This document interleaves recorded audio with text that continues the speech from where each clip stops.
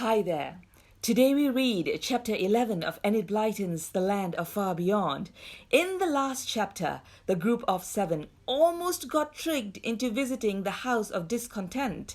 Good thing Peter told off their companions and they managed to continue on the narrow path as they make their way to the House of Peace. But before we continue, if you have not watched the previous chapters, please do so before continuing. Welcome to my space of make-believe. With just words we shall weave places and people, adventures surreal. I am Tell a Story. This is an invitation to come with me. Chapter 11. The Band of Soldiers, the 3 Warriors, Quarrelsome, Strife and Malice. Dick cowardly runs away. Gallant and daring face the soldiers.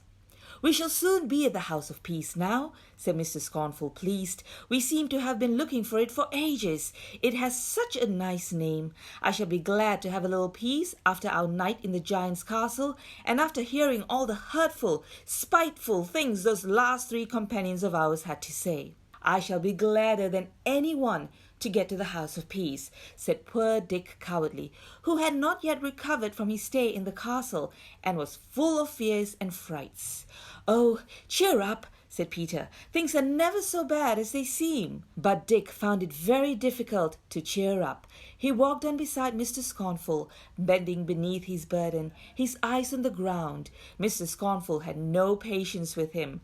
"I've no use for anyone with as little spirit as you," he said to Dick. "Go and walk with the girls." So poor Dick shuffled behind to walk with the girls. They did not particularly want him with them either, but they put up with him and tried to encourage him to look on the bright side of things. "We'll soon be at the House of Peace," said Anna. "Stand up straight, Dick, and look up to the sky. See how blue it is today. Don't keep your eyes on the ground. It can't be very far to the land of far beyond," said Lily comfortingly. "Then you'll lose your burden and will feel happier." Dick stood up straight and looked up to the blue sky. Then he dropped his eyes and looked ahead of him, trying to see if the House of Peace lay anywhere nearby. He stopped. He gave a scream and pointed to where something shone and glinted in the sun. "Soldiers," he said, "come to fight us and take us prisoner." Everyone stopped. Sure enough, not far off in front of them, a band of soldiers barred the way. Their shields glittered in the sunlight, and their drawn swords shone brightly. Their helmets set with plumes shone too, and they stood immovable, waiting for the travelers to come up to them. Mr. Scornful looked at the soldiers doubtfully. He wondered if they were a band belonging to the giant Cruelty. He had no weapon to fight with, except his hazel staff, and that was of no use against swords. "What are we going to do now?" asked Dick, his teeth chattering with terror. "Look, there goes a man on horseback, trying to ride full tilt at the soldiers," said Peter, jumping out of the way as a fully armed rider galloped up behind him, his horse's hoofs tearing up the grassy path as he went. Everyone watched as the man clashed with one of the soldiers. Both had their swords drawn, and each hacked at the other. The man on horseback slashed viciously at the man on foot, and his horse kicked out at the others nearby. But the soldier on foot fought back valiantly, and at last gave the horseman such a cut with his sword that the man gave a yell of pain. He turned his horse and rode off down the path again, his arm bleeding from a deep wound. He nearly rode down the astonished children. No sooner had the man gone than 2 more came up on horseback, even more fully armed than the first man. Dick cried out in fear, for he was nearly trampled underfoot. Peter just had time to see the faces of the men. They were evil faces, with cruel eyes and tightly shut mouths. Then, with a crash, they were on the band of waiting soldiers, and galloped among them, trying to hew them down and trample them under their horses' feet. There was a great noise of battle, and the children watched open-mouthed as the foot soldiers tried to surround the horsemen and defeat them. "One man's off his horse!" cried Peter in excitement. "There he goes! Crash!"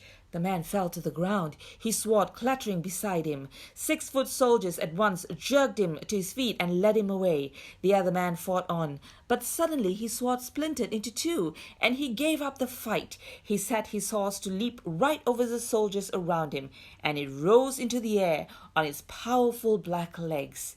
The children scattered as the horse and rider thundered back towards them.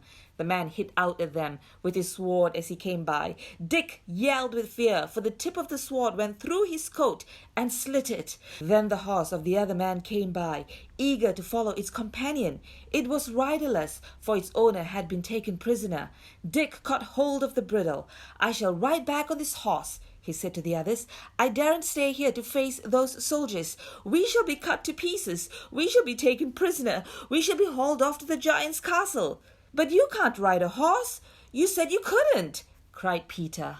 "Better to try and do that than face those fierce soldiers," said Dick, trembling so much that he could hardly hold the horse.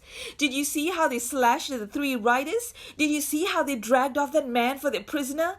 "But Dick, are you going to leave us?" cried Anna. She did not like poor Dick cowardly, but it was not nice to see their little company getting smaller and smaller. "I could get back to the city of turmoil in a day on a horse," said Dick, trying to get into the saddle. "I'm used to my burden now. I want to go back home. I daren't face any more dangers. Better be safe in the city of turmoil with this load on my shoulders than cut to pieces here by fierce soldiers." He got up on the horse's back and took hold of the reins. The horse reared up, and Dick fell off backwards, landing with a bump on the ground. He yelled in pain. The children ran to help him, but they could not help laughing. Dick was so silly and so helpless. They pushed him up into the saddle again and told him to grip hard with his knees if the horse did any more tricks.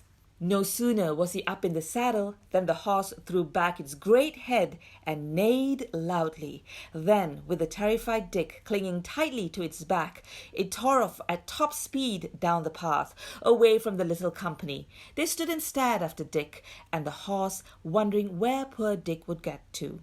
"It looks as if the horse meant to take Dick back to its own stable," said Mr. Scornful, watching the great animal as it suddenly turned to the left and galloped away from the narrow path. "Dick can't guide a powerful creature like that. It will land him somewhere unexpected." "It certainly will," said a voice nearby, and Mr. Scornful turned to see two people standing near them. They were youths about 20, bright-faced with wind-blown hair and dancing eyes. "That horse belongs to the knight called Strife, who is always galloping about, upsetting everyone. He has taken it into his head to try to get to the House of Peace to fight the owner content. I expect he'll escape from those soldiers and will get back to his own house. He'll find your companion there and lead him a dreadful life." "Poor Dick," said Anna. "He will have a shock when he finds he is off the narrow path, going to a place he doesn't know. And if Strife goes back there, Dick will tremble like a jelly. Whatever will happen to him?" "Oh, Strife will make him his servant," said one of the youths. He turned to his companion. "Come on," he said. "We must go on and face these soldiers, gallant." "I'm ready, Daring," cried the other youth, and took his companion's arm. Mr. Scornful pulled them back. "You didn't see what happened to the horsemen who rode up to the band of men," he said.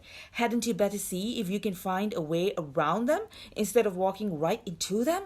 That's what I've planned to do." "There isn't a way around them," said Gallant. "Can't you see the thick hedge that bounds each side of the path just here? No one could get through that. Anyway, Daring and I always go straight for anything. We don't try to get around it. Come with us and try your luck." But Mr. Scornful shook his head. He had no idea what he was going to do to get by the soldiers who barred the narrow path, but he did know that he wasn't going to risk being killed by the flashing swords. "You may have to go all the way back if you don't go forward," said Daring, his bright eyes sparkling in the sunshine. "Come along with us." "I'll see what happens to you first," said Mr. Scornful, pushing Daring's hand off his arm. So, shaking back their wind-swept hair, the two brothers advanced together, calling out a merry greeting to the soldiers. "Hey there! How goes the day with you? We are friends and hope that you are too." "Aren't they bold and daring?" said Peter. The two youths walked right up to the soldiers, not in the least afraid of the drawn swords. "Pass, friends. "All's well," said the captain, and he sheathed his flashing sword and clapped Daring on the back. Gallant turned himself round and shouted back to the others, "Where do you want to go to?" "Well, we want to find the House of Peace," shouted back Mr. Scornful, "but I'm sure those soldiers won't let us pass." Daring and Gallant doubled themselves up with laughter, and all the soldiers smiled broadly. The children looked in astonishment. "What is the joke?" asked Peter at last. "Well, these soldiers are guarding the House of Peace," cried Gallant. "They belong to its owner, Content, and he employs them to keep away men like Strife and Quarrelsome, who disturb the rest of his household. You'll be very welcome if you are friends." Mr. Scornful and the others felt suddenly very small and silly. So the soldiers were guarding the House of Peace. They were friends, not enemies, and to think the little company might have turned and gone back when they saw them. "Poor Dick Cowardly," said Peter. "He could easily have stayed and gone with us, if only he had had a little more courage and had kept with us, instead of riding off on that horse belonging to Strife. I'm afraid we'll never see him again." "Come along," said Mr. Scornful, striding forward, his head well up. "What Gallant and Daring can do, we can do too. These soldiers won't hurt us." The end of chapter 11. What's that thing they say about assuming? Well, here they are, finally at the House of Peace. We are halfway through the story. What else is in store for the travelers who are now down to 1 grown-up and 5 children?